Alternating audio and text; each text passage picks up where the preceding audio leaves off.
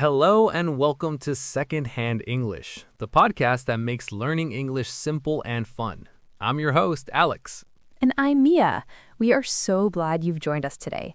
We know that learning a new language can be challenging, but we are here to help you every step of the way.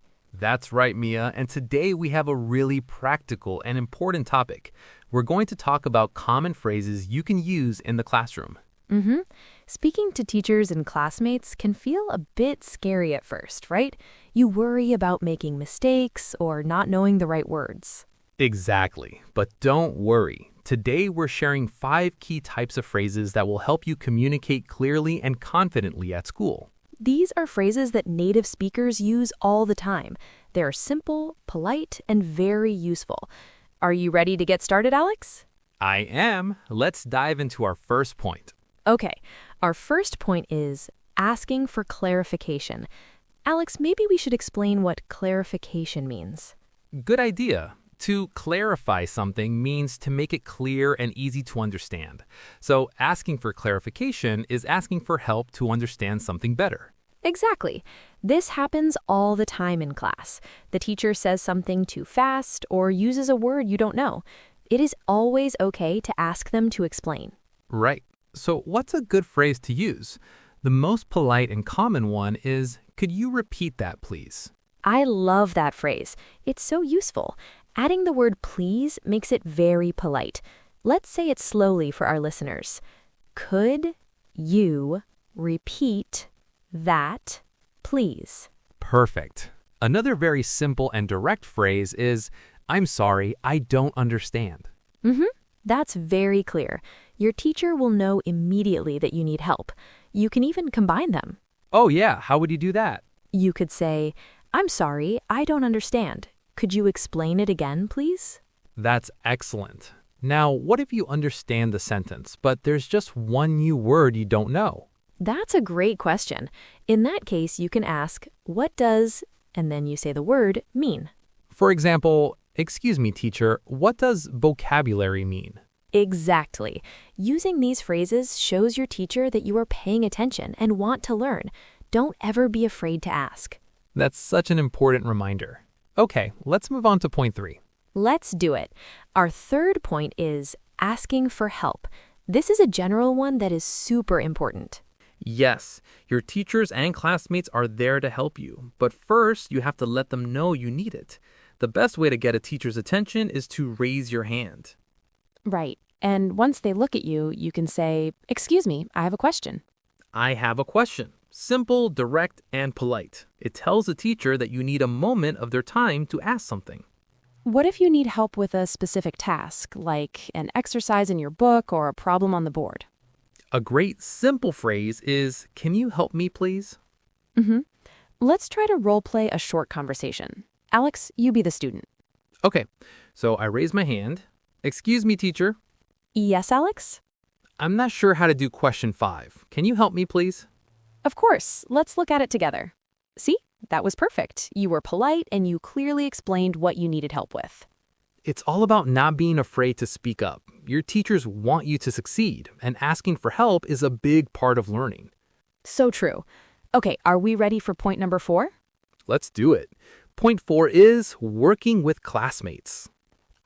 Group work and partner activities. This is a big part of many English classes. It's a great chance to practice speaking. It is. So let's imagine the teacher says, please find a partner. What can you say to another student? You can smile, look at someone, and ask, do you want to be partners? Or a little more formally, would you like to work together? Do you want to be partners is very friendly and natural. I like that one. So once you're in a group, how do you share ideas? A fantastic phrase is, what do you think? This is how you ask for someone's opinion. Right. You could say, I think the answer is A. What do you think? It invites the other person to join the conversation. Exactly. And if you agree with them, you can say, I agree, or that's a good point. And if you want to suggest an action for the group, you can use the word let's. For example, let's start with the first question. Or let's ask the teacher for help. Using let's is great because it shows you are working together as a team.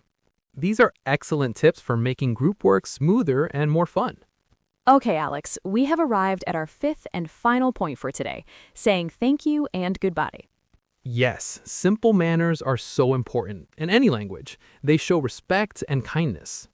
Definitely. So, after a teacher or a classmate helps you, what should you say? A simple thank you is always good.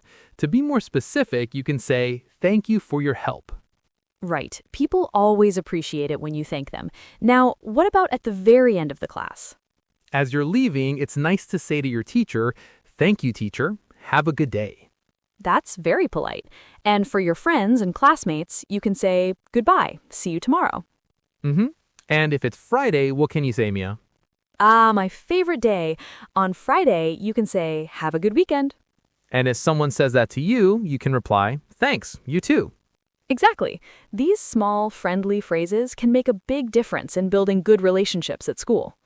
That's a great foundation for classroom communication, Mia. But what about when the teacher asks your thoughts on a topic? That brings us to our sixth point, giving your opinion. Oh, that's a crucial one. It can be intimidating to share your ideas in a new language, but teachers love to hear what students think. A great way to start is by using the phrase, I think. And that brings us to the end of our 5 points. Wow, that went by fast. It really did. Let's do a quick recap for our listeners. Great idea. So our first point was asking for clarification. Use phrases like, could you repeat that please? And what does this word mean? Our second point was apologizing. Remember to say, I'm sorry I'm late, or I'm sorry I couldn't do my homework. Third, we had asking for help. Don't be shy. Raise your hand and say, excuse me, I have a question. Or, can you help me please? Fourth was working with classmates. Use friendly phrases like, do you want to be partners? And what do you think? And finally, our fifth point was saying thank you and goodbye. Simple things like thank you for your help and have a good weekend go a long way. We really hope these phrases help you feel more prepared and confident for your next English class. Remember, the key is to practice. Try using just 1 or 2 of these new phrases this week. Every little step helps.